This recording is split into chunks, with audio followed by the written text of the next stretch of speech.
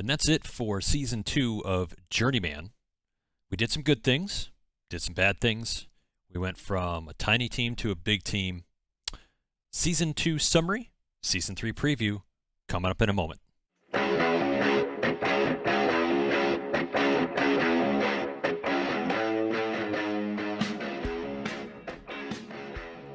And what I mean by a little bit of a weird episode is because it's been some time since we've been with Bath City, so it's not fresh in my mind. And when you change teams, you kind of lose access to all the immediate information you had, or at least I have, to help remind me of the team itself. So for this, the episode's going to go like this. We're going to take a quick look back at Bath City, and then we're going to talk about Sunderland and how it was when we took it over. Review of the games that we had for this season, which was only 6 of them. And then I'm going to talk about formations, and then we'll get into a little bit of a preview for Season 3 of Journeyman series, and we'll go from there. So as you can see, we got Bath City pulled up here, and they ended up pretty nicely. They ended up in 8th in the Vanarama National League. It says 4th here because the next set of seasons has already queued up. You can see I'm in June, just towards the end of June here. And, you know, I think for not having done many lower league saves, or at least I haven't done a lower league save in quite some time before this, you know, I enjoyed it.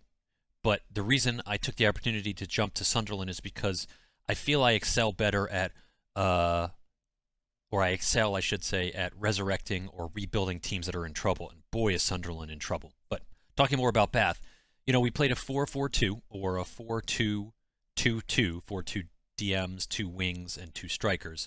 And, you know, I think it really did well.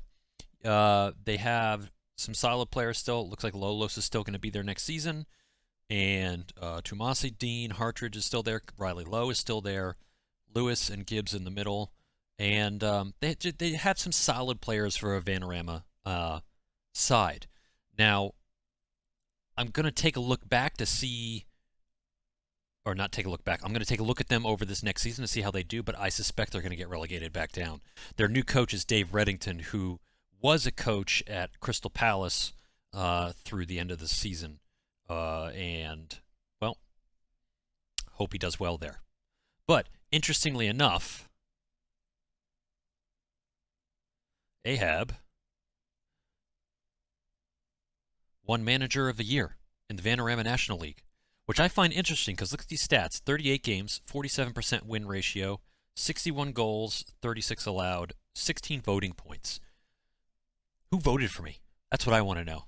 So the next guy down is Johnny Jackson. Don't know where I got Joris from. And he's at Halifax Town. And games 46, 65% win ratio, 70 goals.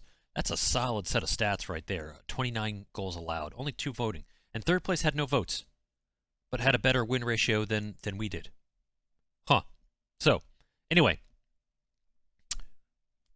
we won Manager of the Year, which is great. But let's move on to Sunderland. So Sunderland is going to be quite the challenge because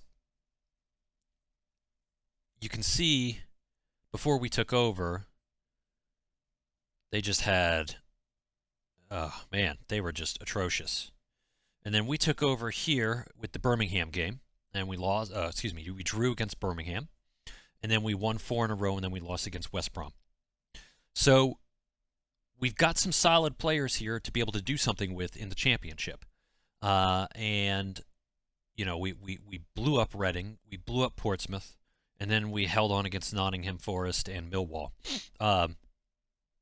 And frankly, the match against West Brom could have gone either way. We could have won, or West Brom could have won like they did. So I'm encouraged by the quality of players that Sunderland has. But therein lies an issue. We could make it really work if I was going to stick with the 4-4-2 or 4-2-2-2 formations, but I'm not. And the reason I'm not is because the way I want to play football. I've really been limiting myself in both these saves, in this save, the Journeyman save, and in my Deportivo save, with the 4-4-2 formations, and that's just because I had never played 4-4-2s before FM20. I've never been a fan of that sort of formation. It's not dynamic enough for me. And, well, I was just sticking to it. So I firmly believe in the modern game of football, you need to dominate the midfield. And a 4-4-2 can do that. And potentially the reason I'm not satisfied with it is because the players I'm sticking in my 4-4-2s aren't totally geared towards those roles. So that could be shame on Ahab. But I'm going to do something a little bit more tricky here with Sunderland. And that is the following set of tactics. I'm going with the 5 at the back. 5 at the back is what I consider a 5 at the back. 3 defenders and 2 wingbacks. And basically, we're going to play some variation of that. We have 3 different ones. This one is my tiki-taki because it focuses on creativity and triangles. The next one, this is my counter-attacking version. I need to play with the roles and the team instructions to polish them out, but these 3 tactics are what I used in FM18 and FM19 to great effect on multiple different teams. And hopefully I'm able to bring back that success here in FM20. So this is the counter-attacking. And then we have a third, which I call possession. And this is possession for possession's sake. I might have to swap this as possession and the other as tiki-taki, vice versa, but we'll see how it goes. But I'm confident we'll be able to do very well with these. My only issues are, and I'm going to get into money here as well, I don't have a solid keeper on this team. So I need to find a solid keeper. Whether it's a keeper who's going to develop with us or one that's just going to be on loan to us, I need to find a solid keeper. I also need to find some more attacking midfielders because right now we only have Maguire and the others aren't necessarily that good. I also need to find some more strikers because right now it is Olare and is Clark Harris one? Clark Harris is okay. He might stick it out here. And that's from me saying it. That's not from something he said. But here's where everything gets all sticky and not good, is the money situation. So if you didn't see the last couple of videos where I've mentioned it quite a bit, or you're not aware of the current world of English soccer, Sunderland is a club in decline and in disarray. And Football Manager 2020 has done a good job of showing just how poor shape they are, especially financially. You can see the overall balance for this season, and they started out with 30 million, and they just went downhill, downhill, downhill, downhill, downhill, and now we grabbed a little bit back because of some end of season money that came to us. I had no idea was coming to us, but still, the overall season loss, just shy of 9 million. We're 6 million in the red. So what does that mean? That means that even if we sell players, I'm not going to be able to reinforce the squad. And to further offset that, or to further prevent reinforcements, is the budget. So we're currently spending a little over 18 million per year on salaries, and the payroll budgeted is at 16.6, call it 16.7. So even if I sell one player that teams want, which is this midfielder, who I'm not totally familiar with yet, George Dobson, even if I sell him, he's only got $1.2 million in salary. That's not going to lower it enough for me to bring in reinforcements. And at the moment, there's no teams that are wanting to loan players for free, especially the quality players. They all want to get paid for those loanees. So I might not be able to do anything about the money situation this season. I might not be able to do anything about the player situation this season. That's what episode 0 of season 3 is for, is to give you an update on what I did over the transfer period, the summer transfer window. So I would love to talk to you about transfers, but I can't because I don't have any information for you on any of them. So